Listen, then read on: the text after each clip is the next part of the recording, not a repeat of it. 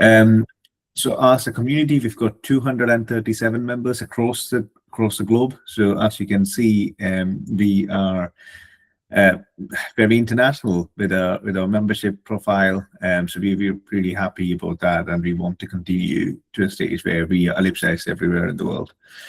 So you can also join the Ellipsa community. It's called a thriving WhatsApp group of the one I mentioned, about 235 members. So if you could message us on either of those numbers or use a link which will also be provided on the chat, and then you'll be able to join our Ellipsa community. We also have our website where you can catch up on previous webinars, YouTube channel, and also blogs, etc. So Ellipsa is all around. When you need access, Ellipsa would be there. So my name is Alosh. I am going to be your co-host today. So I run Cricket Cube, and I've been part of Ellipsa right from the start. And today I have with me Shivani. Hi everyone, I'm Shivani and I'll be the co-host for today. And I am a quality scientist at GSK in the United Kingdom, and I'm also with Ellipsa for a few months now. And we have our wonderful admins, Dr. Adi Urmusu, who is the CEO, Dr. Fatiha, founder and director, Alosh, our webinar lead, Toby Fatola, media and communication lead, Dr. Abulanle Adisopi, our operations and event lead, Dr. Zengma, who's our output lead. And we have other admins, Marcia May, who is the grants coordinator, and Akinabi Shakiro, who is our secretary. We have our wonderful volunteers who is continuously working for the success of Ellipsa: Aisha, Dr. Hadi, Rodia, Aziza, Zuleika, myself, and Ayula. So for the agenda for today's webinar would be introduction to the webinar and introduction to our guest speaker. And we would then move forward to the webinar discussion, which is about prioritizing sleep, which is a key to maintaining health for adults in a fast-paced digital world. After that, we would move on to Q&A. You can keep all your questions ready, all your comments and feedbacks ready. You can either use our messaging, our chat box, or you can either raise your hands. And finally, we'll be closing with the closing remarks.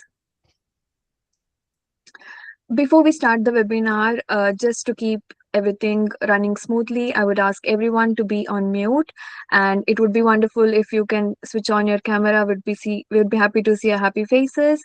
And if you have any questions, you can raise your hands to ask a question. We would be happy to answer them all.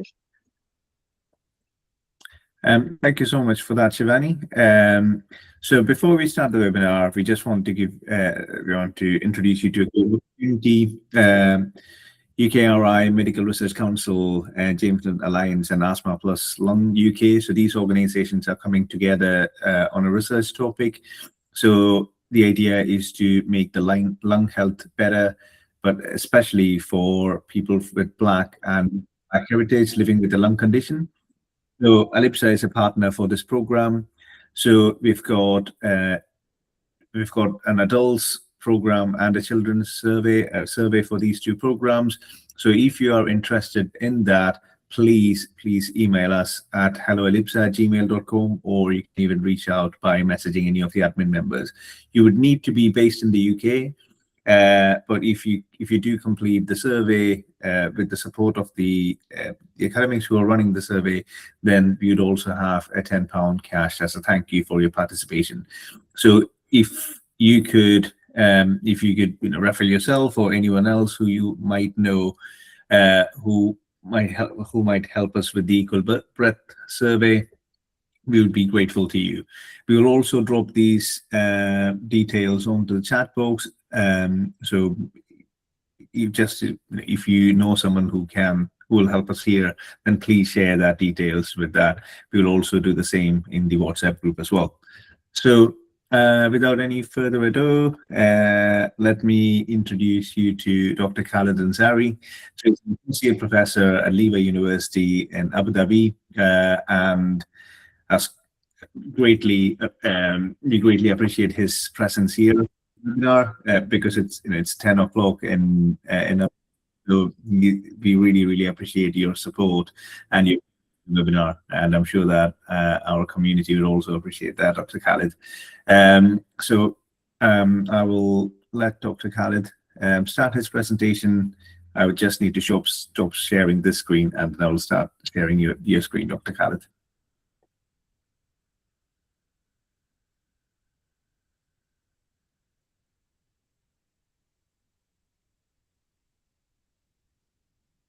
Thank you, Alosh, for the introductory remarks. And I also would like to thank the Alipsa team, especially Dr. Fatih and Alosh, for giving me the opportunity to discuss with you something very important, something that we do almost every day, and quite a significant amount of a day, or rather night, I would say. So we'll talk about it, and it's an interactive session. I would like you also to participate. But before that, let me introduce myself. This is my current position, which is Associate Professor at Lever University in Abu Dhabi. I have been working here since 23. So if I start from the chronological order, I did my graduation from Pakistan and then medical graduation in 1999, 2000. Then I came to UK. I did my postgraduate degrees, PhDs, and then I worked for Sunderland University, which is near Newcastle, Alosh's area. So after that, I moved to Saudi Arabia, working in the Department of Respiratory Care in the MAM. Then I moved back to England, worked 5 years in the University of West England, Bristol with Dr. Fatiha. And then in 2023, I came back to UAE in the respiratory and sleep medicine department. So today I would like to share some of my experiences as an academician. I teach sleep course as well, and I did a lot of research on that as well. So let's start without any delay. So my topic is prioritizing sleep, a key to maintain health in the fast-paced world. Can you change the screen, please? Right. So I think you all agree with me that what I'm talking about here. I'm the only one thing that you do every day. I silence your phone, close your eyes, and reboot your brain. And that's a very important message. What sleep do to us when we are sleeping, but our body organs are fully awake and they are working to protect you, to save you, and to make your life better and protect you from chronic illnesses. And we discuss some of those also, that how their sleep functions, how they impact our daily routine, how we can improve the quantity as well as the quality of sleep. And if we do not, what are the consequences? So that is very relevant to all of us. So let's start with that. And in meanwhile, I might ask you to share some of your thoughts as well regarding this topic. So today, just feel it safe, participate as much as you feel comfortable. What works for you may not work for others. So therefore, if you share something that is you think is not something common, it's okay. We can discuss this. And maybe this I personally also want to know about something that I don't know. You will leave with at least one actionable tip and at the end, and you can turn on your camera or turn off. Is up to you. There's no pressure. So if you feel shy, it's up to you. Please, next slide, Anush. Right. So if I ask you first question, on an average day, how many hours do you sleep? And you can raise your hand, or you can use the menti.com if you have mobile with you. There is a website, menti.com, on Google. You can write, and then they ask you the code, which is 354923114, and you can anonymously share your number of hours so that I know my population and my audience what kind of sleep they are having.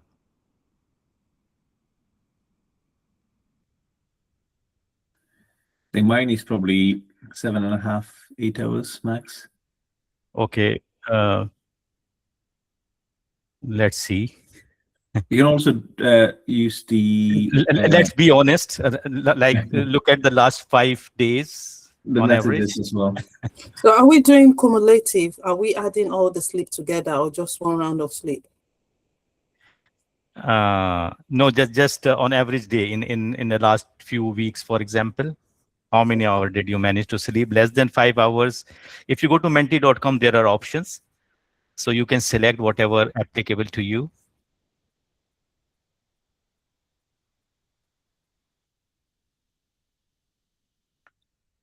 Okay, I think I'm getting more answers in my Meet. Yeah. 7 hours mostly, which is not too bad, to be honest. And I got someone saying 4 to 5 hours, and if lucky, which means maybe less. So, and some say 6 hours. Interestingly, so we have range, from 4 to 7 or maybe 8. Anyone going beyond 8 hours a week?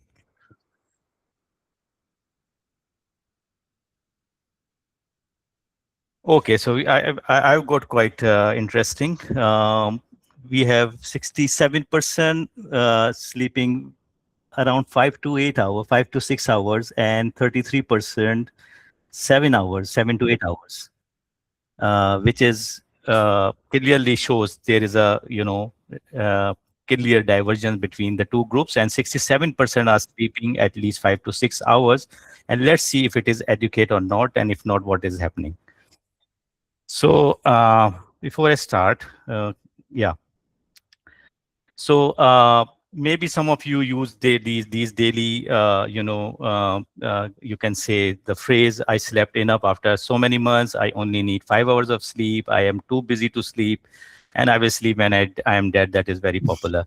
And you agree with me that even despite if you have adequate sleep or not, you feel too tired to think clearly at work, too drained to exercise, even though you are uh, not really feel fit, too impatient with your family, and I've got something in the screen which I cannot see my screen fully. Anush? The last one is, or if you're a retiree, Okay, are you yeah. too fatigued? Yeah, can you just go back to the screen? Now it's okay. Yeah. So too impatient with their family and regretted it later, or as a retiree, too fatigued to enjoy the hobbies you wanted years to have time for. And these are some of the things that we come across daily basis, and sooner or later, those who do not, maybe they come across with them with these kind of phrases. So first, we need to understand why we sleep. So, in your opinion, why we sleep? Is it just a matter of a routine task, or it is a matter of having rest? Let's see. Can you go to next slide, please? Sure, yes. Yeah. Right. So if we say 8 hours of sleep, for example, which is the ideal, and you're lucky if you are having that one, but sometimes even 5 hours are not too bad. It depends, but there are only 1% who require less sleep. Genetically, they are okay, and their body is okay with that. But if you look at the recommendation, 7 to 8 hours out of 24, which means we spend about 1/3 of our lives asleep. And yet the sleep disorders are something very common all over the world. So imagine if you are 54 years old, you spend already 18 years of your life in sleeping. So that's a significant amount. Children today get 2 hours of sleep per night than a century ago, and the reasons are, and we will discuss some of the reasons, which are some are very obvious, and we all, as a parent, worried about it. Millions worldwide struggle to stay awake while driving each month, and that cause some serious accidents as well, and fatal casualties. And 1 in 5 car crashes is linked with sleep deficiency. This is the data from Global Sleep. And overall, there are 7,000 deaths per year in the whole world. So what is sleep in simple words? If we say, we say the resting of body system for few hours. But why we rest if we are not doing anything? If we are at home, why we need rest? The thing is, even if you are at home and you are not doing anything, it doesn't mean that your brain is not working, your system are not functional. They are working, maybe little less than if you do any activity, but still there are some damage occurs, and that needs to be repaired. And that is why we have to sleep, we have to give rest to body. It's just like, when you have a traffic construction somewhere, they block the road and then do construction. It is not possible for highway to be active and then you do work.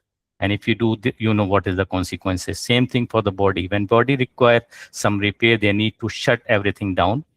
And not only that, shut everything down in an organized way, which means just like that, you have few hours where you have, if you look at the example of the highways, in some hours when rush hour, okay, you sleep for, I mean, there are a few traffics allowed, then 2 lanes are open, then 3 lanes are open, and that's how it works. Similarly, for our sleep, if you look at it, just like a cycle. So it's not the same. You have stage 1, which is called N1, stage 2, N2, and then stage 3. And what is the difference? If you see, there are different portions of sleep we have to manage. So it's not about 8 hours. It's about having the optimum amount of N1 sleep, stage 1 sleep, stage 2 sleep, stage 3, and REM. So if you see in a whole, more than, I mean, almost half of our sleep should be in N2. So what is N2? If you look at in common word, you can say that N1 is the light sleep, N2 is the deep sleep, N3 is the deepest sleep, and REM is the sleep which is just come before you about to awake.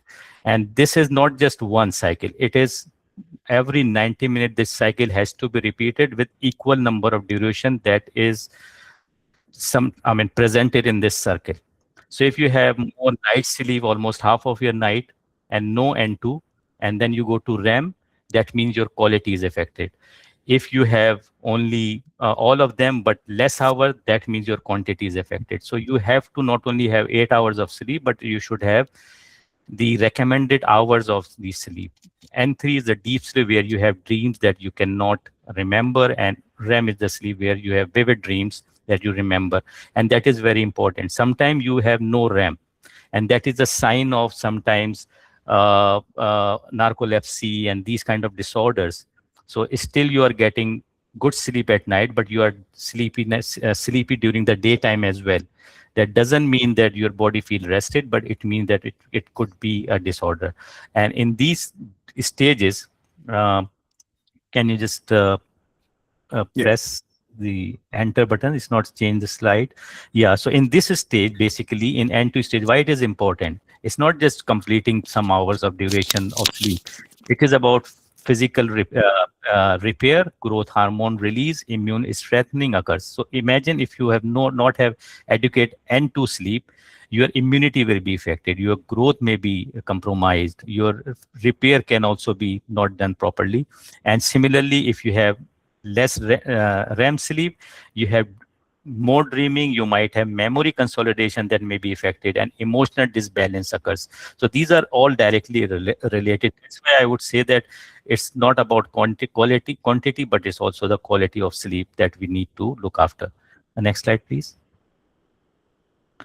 So if you look at the sleep duration, with age, the duration of sleep may vary. And you see in the blue, these are the one that is the recommended. So if you look at, if you are teen, 8 to 10 hours are okay. But if you are young adults, 7 to 9 hours are fine, even until older adults. And when you get older, that can be 7 or 8. But these light blue lines are the one that you can have it, which is somewhat maybe acceptable. So you can have 18 to 19 hours of sleep sometime as a newborn, but in teen, if you are having more than 7 hours or more than 11 hours, that is also not a good sign. That means you have some sort of disorder, some sort of problem that you need to address through the doctors.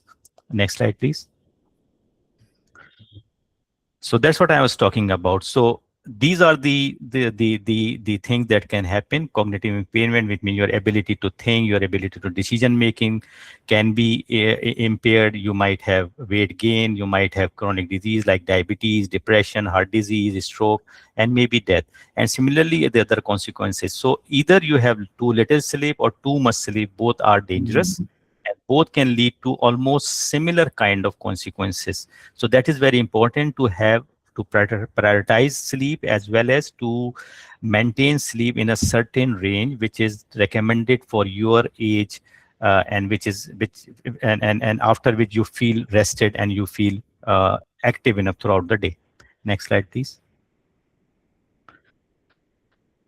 So if you have a good sleep, what can happen? I call it as a 4 Ps. So you can prevent yourself from diseases. Not only that, you can protect others as well. Like, for example, drowsiness can cause fatal accident, catastrophic accidents. Your performance can be affected if you not have inadequate sleep at work, or wherever you are. Whatever you are doing during the daytime, that will be affected. And overall, this is directly reflect the public safety as well. And nowadays, the new data come and it says that the quality of sleep can also affect the student performance in their schools as well. So it's not only just older adults, it can be children, it can be adults, it can be young students that have impact on their inadequate sleep. Next slide, please. So the sleep rule is you should have better quality than quantity. So quantity may be not that harmful. It is harmful, but not as compared to the quality. Next, please. So if you sleep 9+ hours regularly, you have to seek medical advice. And again, you have to check what is recommended for your age. As I said, if in this group, maybe 7 to 9 is enough. So 9+ hours is also not a good sign. Some people function well on 6 hours as well, but this is very less people. But it's better to have to seek advice again in that case, that maybe it is a kind of insomnia or loss of sleep thing. Next slide, please. So if you go back to your past and you ask yourself, how did your parents or grandparents sleep? Was it different from how you sleep now? Do you agree with me that yes, there is a huge difference? And if just say yes or no. So I just want to see them. You can go to, I don't think it is available on Menti. So you can share here as a text. So yes, and they sleep. Why they sleep well? I think one of the reason is the gadgets, the technology that comes in our life that really distract us from many things, including the sleep. So we have to look at these, and we have to control ourselves, and that, because that is the main reason, and data is still coming, and it is still not conclusive that how does this affect in a long run in terms of long-term use of mobile phones and smartphones and other things. But this is something we need to look at. But there are other factors as well that can improve your sleep. So it's not just mobile phones or these things or technology, but there are other factors that you can control. So there are modifiable factors. One of them is mobile, but there are others like eating habits, like what do you do before sleep, what do you eat, things like that are really very important also to maintain your sleep. Next slide, please. Right. So first of all, if you look at the cultural pattern, being from Alibasa, again, we have diverse group of population in that, and members, some are South Asians and some are Arabs, Caribbeans. And if you look at them, they have different kind of cultures, and that may impact their sleep. For example, South Asians, their co-sleeping is common. And again, that's not a good idea, because sometimes you just spend overnight to just gossips. Sometimes late night dinners are very common now in our society, especially in South Asian population. That is also one of the reasons why we have disrupted sleep. If you look at Arab Muslims, their prayer time, especially at Fajr, so they have to cut down their sleep during the middle of the night. Maybe at that time they are on N2 or N3. They have to reduce it, wake up, and then go back to N1 and N2 and N3. So they actually somehow disturb the cycle as well. But if it is happens regularly, the body will settle down itself. So this does not have much impact, but yes, it has if you do not a regular Fajr praise, or you are just doing it whenever you are wake up. So that is also a problem. Um, Sometime in Caribbean, you see community living, late night socializing as well, loud environment, music, things like that can also have an impact, not only on you, but also on your neighbors. In European, a strong emphasis on separate bedrooms and early bedtimes. That could be an effect, especially in summertime. Uh, yeah. So if you look at it in Hindu culture, evening aarti or chanting as wind down, that is also something that could impact. And then in Buddhist meditation, after the before the bed could be the reason that they might have disturbed sleep. Next slide, please. Now, if you move on to the next obvious reason is a late night family dinner. And why is that? Because if you have a late night dinner, the digestion raises the body temperature, and the opposite of what the sleep needs to have low body temperature. Body needs to cool down to work for. But your digestion, if you do eat something before bed, just 1 hour or 2 hours, that will have an impact to set it to make your body ready to sleep. So the solution would be keep dinner light, finish eating at least 2 to 3 hours before bed. And it's not just about finish the timing of eating, but what you are eating is also important. I will talk about that in the next slide. If you look at the Middle Eastern and South Asian culture, lying down increases acid reflux as well. So that is a second consequence of late night dinner, and go to bed after that, immediately after that. And eating heavy meals close to bedtime disturb the sleep quality as well. So yeah, it is good to finish eating 2 to 3 hours. Enjoy family connection after dinner with herbal tea, which is more useful than having caffeine or other drinks instead of heavy food as well. Move on, please. So the caffeine. How many of you have caffeine, for example, last night after 6 p.m.?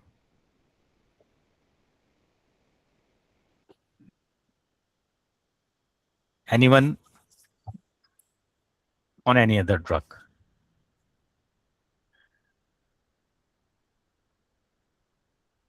So after 6 means anything, but not before 6. If you have anything on 7 or 8, usually I take tea before whatever time before after my dinner, 8 or 9 o'clock. I do every day almost.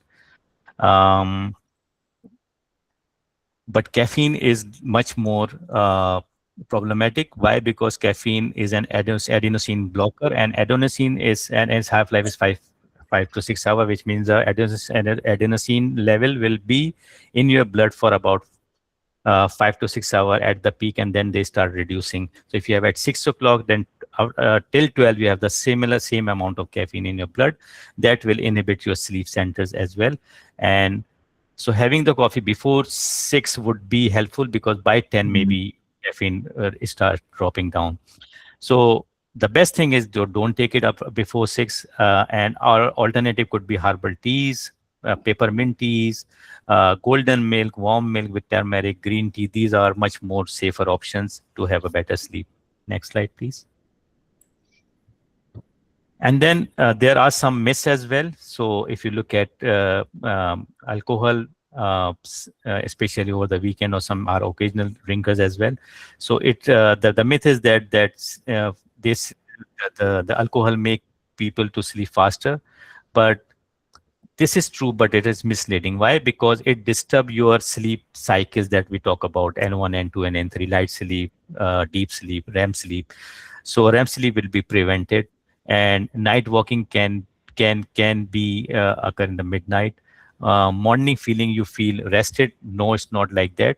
Maybe you waking up unfreshed, and effect of a small amount, some people say it's not harmful, but it still disrupts sleep cycle to some extent, which means the quality will be compromised. Next slide, please. Right. And the main thief is the digital invasion. And blue light from phones and tablets suppress melatonin, which is the key hormone that control our sleep, that starts sleep, and that they adjust our body to go to night mode and rested mode. And up to 50% of the melatonin can be influenced by the lights from the phone and the tablets.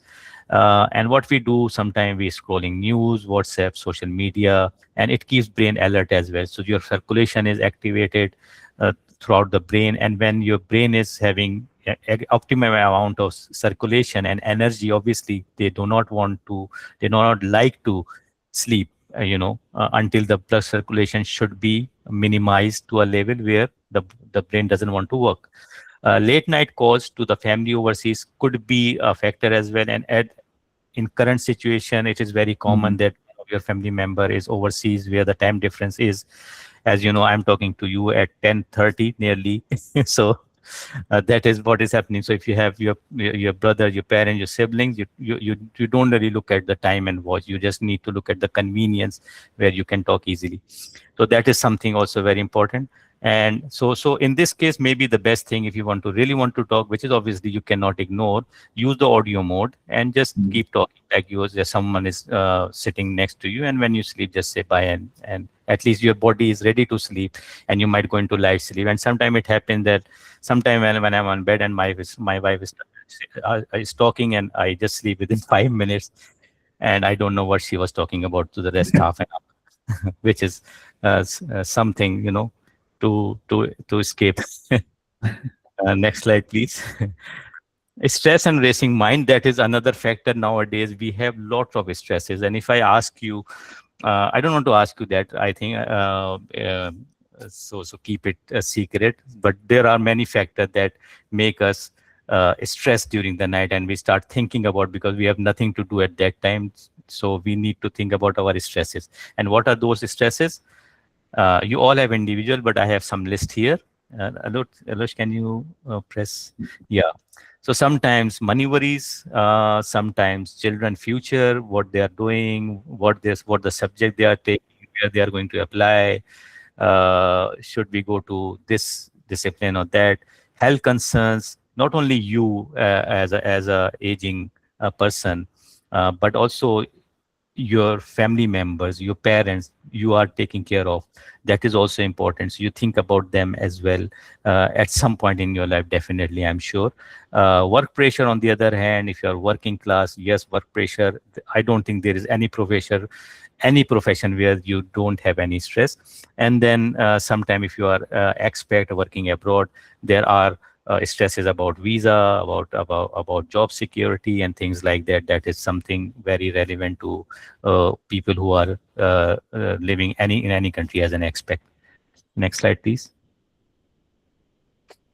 So if you look at the physical health disruptors, snoring, which culturally we feel that if someone is snoring, we say, oh, you have a very great sleep because you were snoring last night. But actually snoring is not something to just ignore. It is common in high risk South Asians, and it is a sign of maybe airway obstruction during the night. That means snoring occurs when your breathing stops for a few seconds, and then your body wake you up. Your brain signals you to wake you up, so you clear your throat, and then you just don't snore because you just clear your throat, and you start again having normal breathing. And when it block again, you again start snoring, and that is not only problem for you but also your bed partners. That is also having an indirect impact of their sleep as well. Similarly, hot flushes, night sweats, which is common in menopausal women. That could also be the symptoms of inadequate sleep. Frequent urination can also impact your sleep as well. That occurs usually in patients with prostate enlargement, or frequent trips to bathrooms, like people who have maybe diabetes and other chronic illnesses. So all of them are the disruption of sleep as well. So they disrupt sleep, and in a long run, they can cause some chronic illnesses. And so you need to just not ignore. You have to seek medical attention if someone witness that you are snoring, and snoring loudly and snoring regularly for so many times in night. Next slide, please. Right. So create your sleep space. That is very important. So the solution is your room temperature should be between 18 to 20 degrees centigrade. You should have a curtain, especially in summer. In Europe, you have long summer days. So you have to have blackouts kind of thing that just make you sleep on time. Sometimes you have to have quiet environment as well. Fan can work like that, or maybe white noises could help. Clean bedroom is very important without dust mites and all, and with well ventilation. And the most important is charge your phone away, because sometimes when you just wake up in the middle of the night, you unknowingly just Mm. pick your mobile phone, and sometimes you just spend 1 hour on that, which should be your N2 or N3 sleep. So that means you are disrupting your sleep without any reason, for something, just to check something that is not very important. Okay. Eating and sleep. Some fruits and some foods are really very good to have a good sleep, like bananas having potassium and magnesium in the larger amount. Almonds and walnuts have melatonin. Oats have complex carbs and have sleepy chemicals. Cherries have natural melatonin as well, and fish. So these are the food. If you have regularly in diet, this just make your diet your sleep better. And food like spicy food, heavy rice meals before bed, snacks, samosas, pakoras, sugary desserts, and large portions are the factor that make you feel little bit heartburn kind of thing during the night, that can disturb your sleep. So golden rule is last big meal should be 2 to 3 hours before bed, or if you want, you can have herbal teas after that. Next slide, please. So the perfect wind down routine should be, so if I ask you that two things you prefer to do 30 minutes before bed for a better sleep, what do you think based on what we discussed here? Do you have any idea? Alosh, I can't see the responses. Do you have any? Yeah, so for me, I like reading a book. Yeah, that's That's probably my go-to. great. Yes. Cold And there's shower. there's a few responses in the chat as well. Can you read it for me, please? Yeah, the latest one is cold shower. That's the last one I could see. So if anyone else has got any more answers here, dim lights, light music. Yeah, it's not bad. Yeah. Okay, can we go back to the slides? The relaxing music, Abraham said. Yeah, thank you for sharing. Yes. So dim lights, put phone away. Very important. Read physical book, not the on your phone, which doesn't make any difference if you're chatting or you're reading book.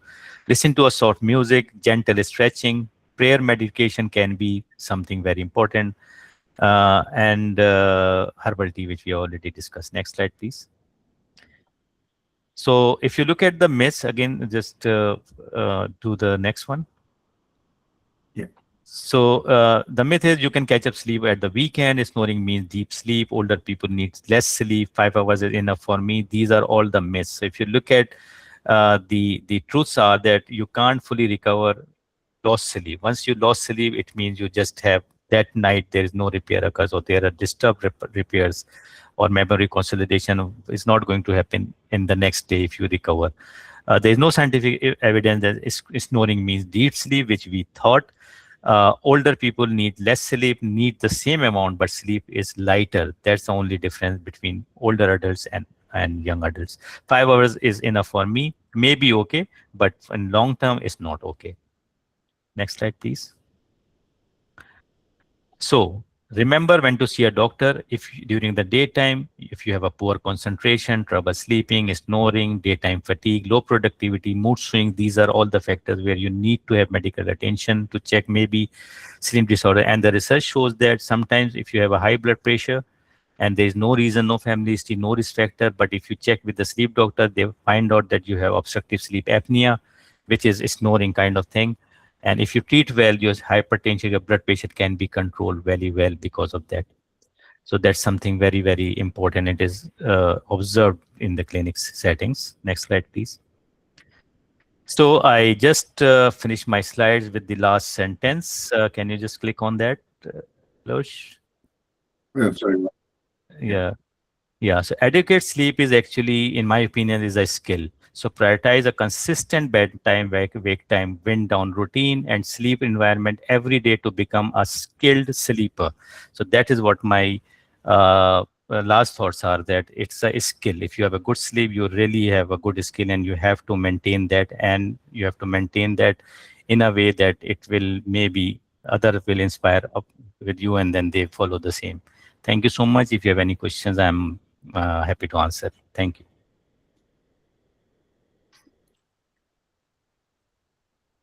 Thank you so much, Dr. Khalid. That was really insightful. Thank I'm you. sure that we've got plenty of questions, and I really like the fact that there was a lot of things that I could actually do tonight, before I go to sleep. And I think that's what we want from a lecture as well. The things that you can action on. Yes. Thank you very much for that. So we will have a few questions, and Dr. Abalan Disope would monitor the chat, but if you have any questions, please raise your hands as well, because she will also go through those raised hands on the platform.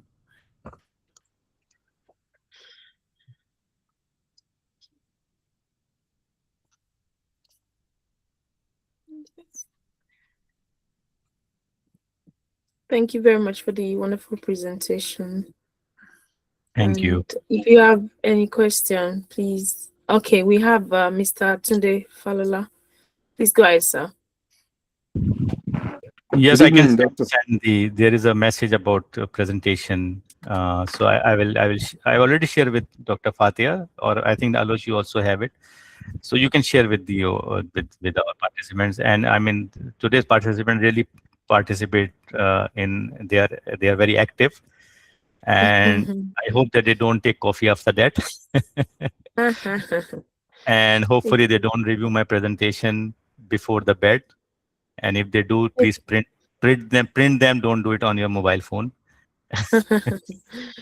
Okay, please, we have Mr. Tunde Falola. Please go ahead, sir. You would Good like to ask. evening, everybody. Good evening, doctor. Good Thank evening. you for the wonderful presentation. I quite appreciate it. My questions are in three places. One, is there any better position of sleep? That is, when you want to sleep, either sideways or flat or face the bed. That's number one. Okay, so position. Okay. Yeah. Number two, how often is it advisable that one should wake up to pee at night? Then three, Sorry again. What's the second question? what is when you sleep and you wake up to pee, how many times is it advisable? Okay. Then the third one is what is the implication of intermittent break in sleep? Intermittent break, fragmentation, you mean? Okay. So those are the three questions. Thank you. Right. So first question about position. Now, if you feel daytime symptoms like loss of attention, loss of concentration, drowsiness, despite good sleep, that means maybe you have sort of snoring during the night that continuously disrupts your sleep, but unknowingly. There's a problem with snoring. It's a very silent kind of symptoms. Only your partner know, only someone in the room. So you still have disruption without knowing that you have disruption. So that means you might it might work for you if you sleep to the right or the left. You change your position. Sometimes it works for such group of people, but it is only recommended when you establish that you have snoring, and it has to be checked by the physician. And when we do the test that is called polysomnography, we do. And in that case, what you have to do, you have to sleep in the sleep lab for about 6 hours, and they just measure all your movements and all your sleep cycles during the night. And they also look at that in different position, what is the status of your fragmentation, for example, or snoring. So they will give you, usually in one night you can have a diagnosis and treatment as well at the same time. and they will see that maybe in the morning they will say, okay, your supine position is the worst position where you have 80% of your snore, so please change your position. So it's not, there is no recommended position, but some people are okay with the supine position, some are on the right side, some are on the left side. That is your first question. Regarding P, obviously, if you have one time, and it's okay. If you have more than two, I mean 3 times, I would say, and it is regular, then it is better to first look at your what you drink during the night just before sleep. So if you have uh, um, uh, caffeine or tea even, uh, 2 to 3 hours before sleep, you definitely will be wake up at least one time. That is normal. But without that, if you are having 3 times, then you need to see if there is any other associated symptoms. For example, burning urination, urgency. You go to washroom, but you are not pee actually, or you are just having too much pee and too much thirsty as well. That may be a sign of diabetes, things like that. Or if you have a plenty of water before the bed, that can also make you at least 2 times is normal, 2 to 3 times. So that is what you need to observe. But there is no recommendation that this is always a sign of the disease. But 1 to 2.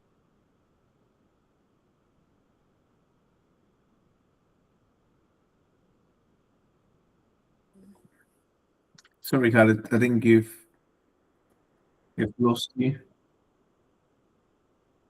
And that is for sure. Why? Because if you have fragmented sleep, it means Dr. Khalid, sometimes. just a quick second. Sorry, you dropped off for a second. Could you repeat your the last sentence, please? Where I was, fragmentation, third Yeah. part, intermittent. Okay. Yeah, if you have intermittent sleep, it means maybe sometime you wake up while you are in N2. As I said, the cycle should be starting from N1, N2, N3 REM, N1, N2, N3 REM. Okay, light sleep, deepest sleep, then REM sleep. So if you are waking up at N1, it means your N2 will be delayed, which means your whole cycle will be disturbed. It should be within 90 minutes. This cycle should be completed, one cycle. So fragmented sleep means you are disturb your sleep stages, which means every stage. I told you that in one stage you have restoration and repair, in one stage you have memory consolidation, so that will be affected. So functionally your quality will be affected if you have fragmented sleep. I hope I answered the question. Yeah.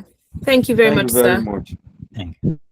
And the next question here we have is, please, does decaf coffee has any negative effect on sleep? Which coffee? Decaffeine, the one that is decaffeinated, does it have any effect, any negative effect on sleep? Decaffeinated or caffeinated? Yeah, with caffeine. Decaffeinated. Decaf. D. Okay. With the D. Decaffeinated, there is no evidence as such, because caffeine definitely have adenosine blocker, but decaffeinated, there is no evidence as such that it has an impact or not.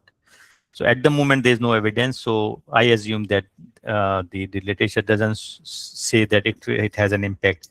Yes, but as a liquid intake, if you consider that way, that may arouse you during the night time to go into the washroom, maybe 1 or 2 times extra. So that will disturb your sleep. All right. Thank you, Dr. Khalid. The next one here is, my spouse always snores and very loud at times and disturbs me from sleeping on time. It's a chronic problem and we've tried to help, but still snores, especially when he's tired. Any advice for someone like this?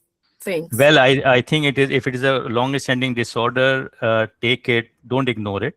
You have to immediately seek general physician advice first, and they might refer you for a sleep study, which is non-invasive and easy things to do. The only thing, I don't know which country she's from, but if it's in UK, there's a long waiting list.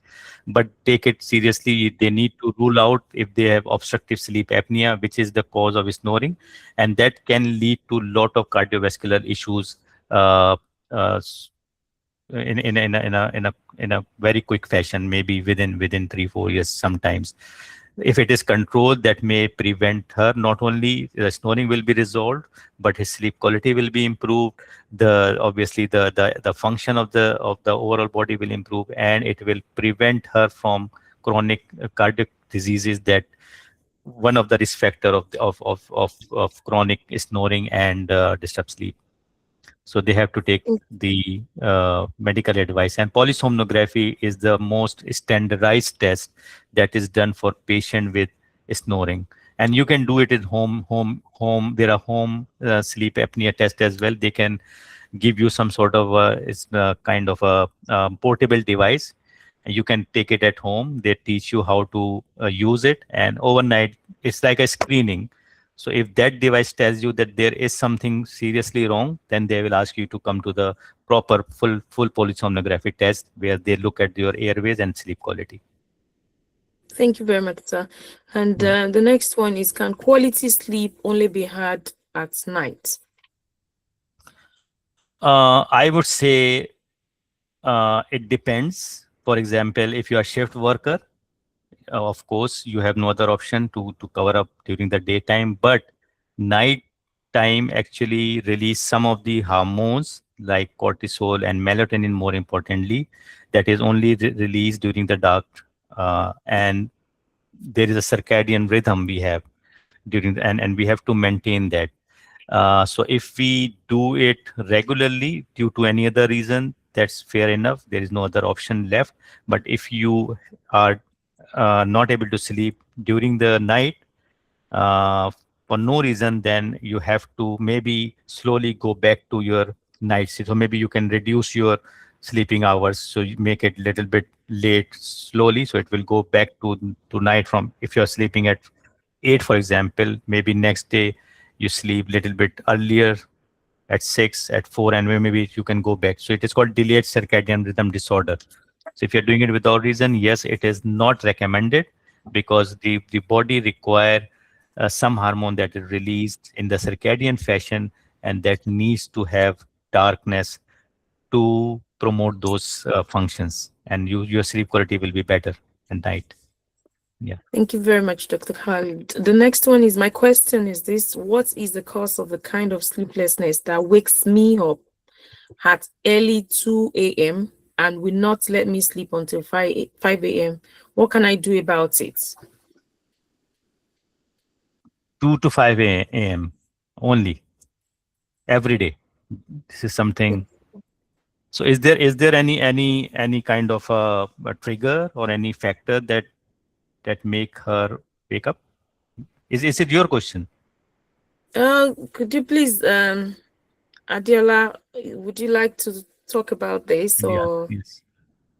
would you like to respond to that? And There if you are not, must be there must be a trigger. I mean, what is the reason? We have to look at that. okay, is Hello. there any particular reason? Yeah, please go ahead. I just got out of a trauma not quite long, and I had been treated for severe headache. So I Okay. guess probably is the cause or not, because the moment I wake up to pee, I won't be able to sleep again. And it's almost 2 a.m., either to 2 or past 2 every day. And then Okay. the side of my headache always hits very hard, like a hammering headache at the backside of my head. All right. Are you on any medication? Actually, I am still having an appointment with a doctor, but currently I'm not on medication. My next appointment is in June. Okay. So I mean, if you have a headache on your back and it's a severe headache, that means that is the reason why you wake up. And if it is it is come like on regular basis, I think you need to seek medical advice on that. I really cannot recommend without having a full history and things like that. So it's better to contact. Maybe they need to check your blood pressure at that time, because headache have many causes. It could be migraine. It could be some sort of issue to the bed, or maybe the pillow, and it could be just you said you passed through some kind of trauma. That could be the reason. So I think you need a full assessment for this. But as long as it is going to the fixed time, I would say at least by the time you get your appointment, try to get your full quota of 8 hours of sleep at least, even if you wake up. And this is sometimes habitual, meaning some people, if they wake up, they cannot able to sleep again. They take 2 3 hours, and some people it doesn't matter. If they have 8 hours sleep, they just, even if you ask them to stand up and do exercise and go back to sleep, they will do within 1 minute or 2 minutes. So this is a sleeping behavior that obviously everyone have different.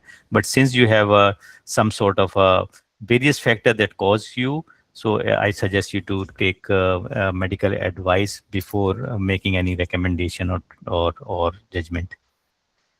Thank you, sir. Thank you, sir. And the next question is a follow-up question from someone who had asked question earlier concerning the spouse who snores at night and disturbs them. So the person said, again, I find it difficult to nap in the afternoon, and I really like a noon nap. What can I do to achieve this? And as I realize, afternoon naps can be refreshing. Yes, afternoon naps are refreshing, but it shouldn't be more than 20 to 30 minutes. That is what recommendation says. It's not a full like 2 3 hours of sleep.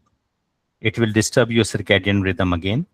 And people think that if they do more daytime sleep, maybe it will recover from night. It's not the case. Nap means 20 to 30 minutes, short rest. That's it. The sleep should be the regular timing, which is during the night. Thank you very much. Does anyone have any question? We still have about 15 more minutes to go on with the question and answer, if that would be fine. If you have any question, please ask, or you can type it in here, or you raise your hand so that you can ask the question. And okay, you can type your questions in here if you would like to do that. But I would like to ask Dr. Khalid, is there Yeah. something about sleep hygiene, Mhm. which part of it that I've always known before would be one would have to like go to bed when they are really feeling sleepy, not just go to bed anytime. Would there be anything that you would recommend to be part of sleep hygiene? I know you've mentioned something about the refreshments and things that one could take before sleep or should not, and then keeping the home clean. So is there Mhm. anything that you would like to ask to the sleep hygiene, please? I think the things that I mentioned are the one that are evidence based. So, Okay. but anything that work for you would be better. Um, I don't think that it is always work that you go to bed when you feel sleep, because sometimes if you are sitting and watching TV, you might engage in that whatever you are watching, and that sometime it just pass 1 or 2 hours, and you just try to wake up and don't realize it. So if you go to that environment, dim light, comfortable bed, good ventilation, no noise, your body wants that. This is the environment you are providing. Your body is triggering, and when you make it dark, your melatonin start releasing from the brain. That will actually set your brain to go to sleep, starting N1 and N2, these kind of things. So until you give them no trigger, the brain will not. That's why when you use mobile phone, what is happening? The brain is looking at it that there is a light. So melatonin is suppressed. That is the Mm. main hormone that promotes sleep. So that's what you need to do. Okay. And in a layman time, would you say who is the sleep doctor that one could visit when they're having issues like this? I know people would say, I've seen a doctor, I've seen a doctor. But what can you advise on that? That when you're having sleep issues, this is the right kind of doctor to Okay. go to. Yeah, I think pulmonologists are the one Okay. who take care of pulmonologist, the chest physician. I mean, pulmonology we call it generally. So those who look after the lung disease, because this is the airway obstruction, so that is a part of the lung. So they are the one who assess you first, and they can refer you for the sleep lab. There may be sleep physiologist as well, but again, you need where you can go directly, as long as the UK system I am aware of. If you go to GP and complain about that and say that I have been, I mean, my wife has snoring, for example, someone have given me the example, and I also have a disturbed sleep, they might immediately refer you to the sleep physiologist, right? Or they might Yes. refer you to pulmonologist first, and then because they work together. All Yeah. right. Thank you very much for that. Okay. And it will be a good time to have everyone to take a quick screenshots by Alosh, if that would be fine. Then we go ahead with the questions as well. And if you can switch on your camera just for us to have the snapshots, that would be fine. Alosh, do you want to do that? Yeah.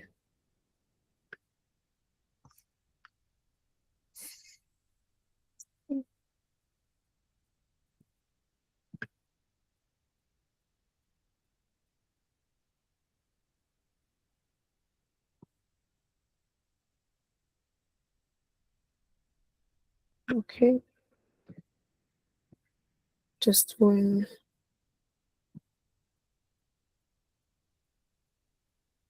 You okay with that, Alosh?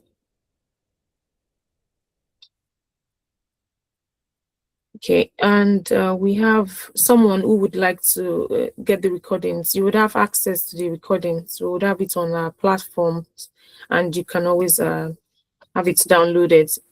We have WhatsApp. This is a link to the WhatsApp which we have here. You can join us on WhatsApp. We have our LinkedIn platform as well, and you can always get the recordings from WhatsApp, I think. And do we have any other question? Let me just see. Okay. Adela, the video. Okay, sorry. So I don't think, do we have any other question here? Yes, I raised my hand, doctor. Oh, sorry, sir. Please go ahead. I noticed that most times sleep don't always come, and people resort into using sleeping tablet. What is the implication of that, doctor? And what might have caused it? Sorry, I can't hear you. Anyone I said, can. I said most times it's difficult for one to sleep easily and conveniently, and thereby they resort to taking sleeping tablets. And at the end of the day, they say maybe for 2 3 days. So what would have happened, or what can one do to avoid using sleeping tablets to sleep? Thank you. Okay, what I understand is you're talking about that sleep is not regular and you are taking sleeping tablets. Yeah, I don't. I think it's painting a I scenario want that. I want to know to either, most times the tendency is there that maybe sleep didn't come on time. Maybe I use a sleeping tablet to sleep. I don't do it anyway, but I just want to ask questions. Any implication in using sleeping tablets when sleep did not come normally? I Can don't know why someone I want to. summarize? Okay, it's saying a kind of situation where people have to take sleeping tablets for them to be able to sleep when they don't really feel like sleeping all the time. They don't really get it naturally, and they try to take medication. What would you want to advise to Okay, make them sleep better without having to right. take? Very interesting question and important as well. Uh, the first thing is you need to find out why you're not sleeping. Is it a disorder? You know, when you are having lack of sleep for more than 3 months and 3 days a week continuously for 3 months, that is considered as a disorder called insomnia, loss of sleep. So you really need to seek medical advice and guidance that what is the reason behind it, and then it's okay. So sleeping pills are okay, but not recommended without a medical guidance. So you need to assess by the physician, and then if he thinks that you have some sort of disorder, only then, because what sleeping pills does, they suppress your brain. So if you're taking it without medical advice, maybe it will cost you maybe some kind of a damage to the brain, obviously, because it is suppressing your body and maybe it is releasing some hormone that shouldn't be released during that time because of the drug. So that will change the whole body physiology and brain physiology specifically. So I do not recommend that. And I ask you, if it is a chronic problem, more than 3 months, immediately seek medical advice. And if doctor thinks that you need to have it for some time, they will adjust the dose. They will adjust some sort of a limited use that you can take help from the sleeping pills. All right, thank you very much, sir. We have another question here which says, hello, for those that work mostly nights and awake and then sleep mostly in the morning, what advice do you have for such as the usual sleep routine is changed? Okay, in that case, obviously, if it is work related, something that you really cannot do, some professions are like that, there are requirements. So as long as you have a regular sleep pattern or regular sleep time, even during the day, that would work. But obviously, it is not ideal. But again, there are limitations. The only option is maybe you need to talk to your employer to make change, or maybe you have to change your profession, which is not easily something than easy options. So in that case, just maintain the routine during the day as well. Not recommended, but it's okay if at least you are maintaining that while you are in shift. And I what I understand is, even when you are shift worker, there are days where you have nights and there are days where you have days. So maybe one day, 2 day you are struggling, but try to, if you are free in night, use it for sleeping. If not, obviously use daytime, but it should be fixed timing, maybe 8 to 6, or 10 to 8, something like that. It should be regular, but it's not ideal.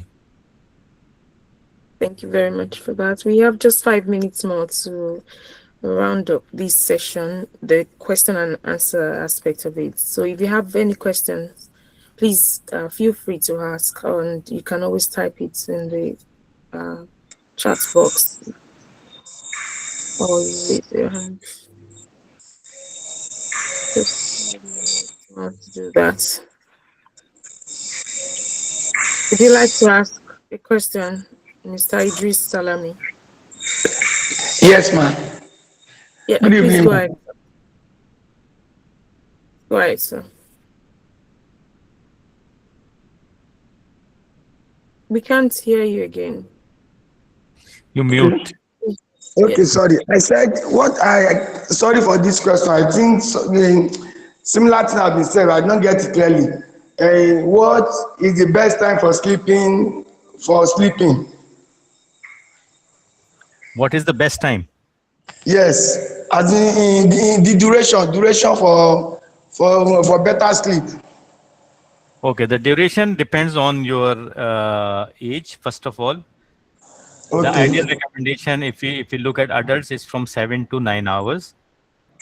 But even if you are having 6 hours and you feel fit and you feel relaxed, you feel rested, 6 hours will work for you. Similarly, if you have even 8 hours or 9 hours, 10 hours, and you don't feel anything and it is regular, then it's also fine. But if it is going beyond that, less than 6 or more than 9.5, 10 hours, then it is something to look at, to investigate.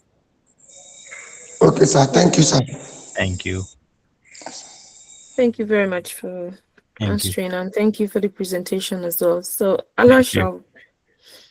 I'll pass it on to you. Thank you so much, Dr. Abraham, for anchoring the questionnaires, and thank you so much, Dr. Khalid, to answering all the questions. If you do have any questions, so if you have missed the webinar and then caught up later and then had a few questions, please raise that in the WhatsApp group. We will endeavor to get that answered as well. So we just want to thank you, everyone who came to the webinar. Hope you had a really good opportunity to understand a bit more about sleep, and again have a few actionable points that you can try out tonight if your sleep can get even better. So we'll be back in May for our webinar again. So we have got a new speaker, and the topic we would have is dementia evitable, how to protect your brain. So we'll be joined by Dr. Natasha Mudiwa Mubanigua, So she is an Alzheimer's research fellow at the University College of London. So it's a very important topic as we all age, and yeah, we're looking forward to that. So we will have that on a Tuesday, not on a Monday. So it'll be on the 26th of May. Yes, 26th of May, because the 25th is a bank holiday. So it would be great if everyone can make to that webinar as well.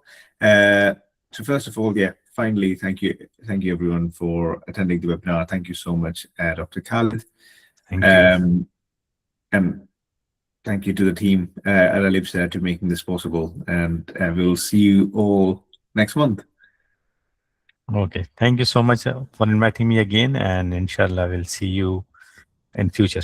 Yeah, and please, can you share the equal breadth survey again for members that joined late? Thank you. Yes, sure. So just to give you anyone who missed this at the start, a few organizations like the MRC is doing a new survey, a new study into lung conditions and lung health among Black and mixed Black communities. So they are doing a survey called Equal Breadth. So you need to answer a few questions to support them in their study. So if you are interested in this opportunity, there are opportunities for young people, for children and adults to participate in the survey. If you are interested in this, please send us an email at helloellipse@gmail.com. If you know someone who has got a lung issue, a lung condition, again, please share it with them. We will also share this poster in the WhatsApp group and in the chat as well. As a thank you for your participation in the program, we'll also give you £10 cash for your time and effort. So please let us know. Please email us at helloellipsa to ensure that you can be part of the study if you're eligible for this. Is there anything else that we need to? So thank you, everyone. So just like a quick video as we leave.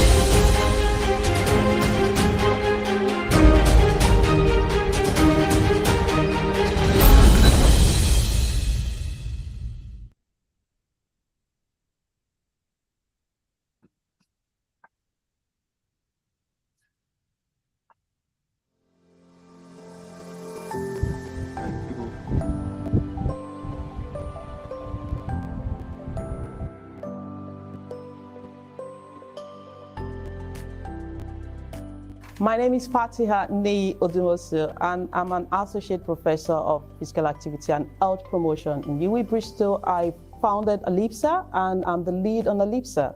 So ALIPSA is an acronym from Aging Lifestyle in Blacks and Asians.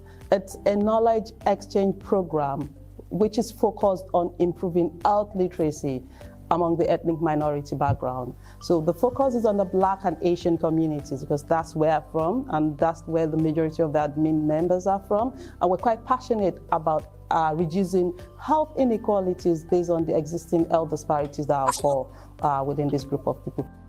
I'm Chang Ma. I'm a senior lecturer in public health at UW Bristol. So my role within this ALIPSA network is acting as an admin member and also a collaborator for the ALIPSA network, and also helping to promote this network to the Chinese ethnic minority, and also helping them to have a better understanding about the importance of physical activity and nutrition. Through this network, we can spread this physical activity message to the community. Yeah, the brain behind ALIPSA is made up of 6 admin members, which include my humble self, Alosh Jos, who is the CEO of Cricket Cube, a community-driven cricket business company based in Newcastle. We also have 2 medical doctors on the team, Dr. Giselle and Dr. Abolanle Adispe, as well as a doctoral researcher, Oluwatobi Fatola. We have Dr. Cheng Ma, who is also a senior lecturer in public health as well.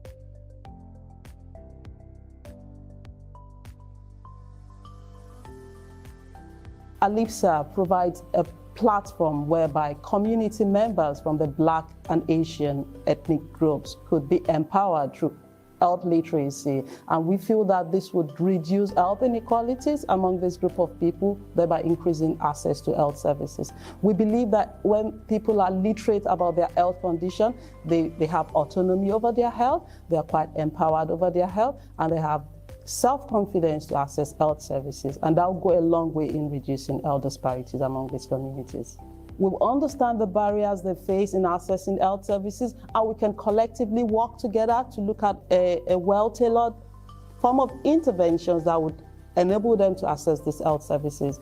So ALIPSA is a program that helps to empower the communities. We run our monthly webinars, which involves inviting multidisciplinary group of speakers that give tailored health-related topics. And we use this platform to engage the communities on the experience with related topics. Outside the webinar, we have a robust WhatsApp community which has over 120 members, and we do engage with our community members when it comes to resourcing health services, sharing links on ongoing research, sharing links on how to access specific facilities or resources tailored on health promotion within these ethnic groups. We also have a lot of volunteers who join us. Our webinars are well attended from different countries. This is not limited to the UK. We have people join us from other countries such as Netherlands, Canada, Malaysia, Australia, United States, Nigeria, Ghana,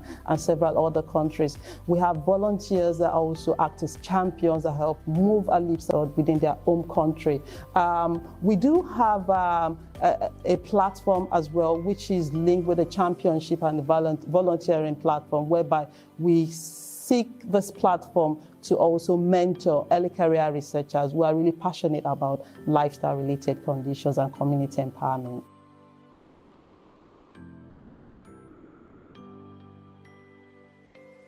Our vision for ALIPSA is to ensure that ALIPSA is global. We want to ensure that every country has an ALIPSA champion, and there will be community-driven led health literacy initiatives that would help empower people within the communities. Feel free to join our network.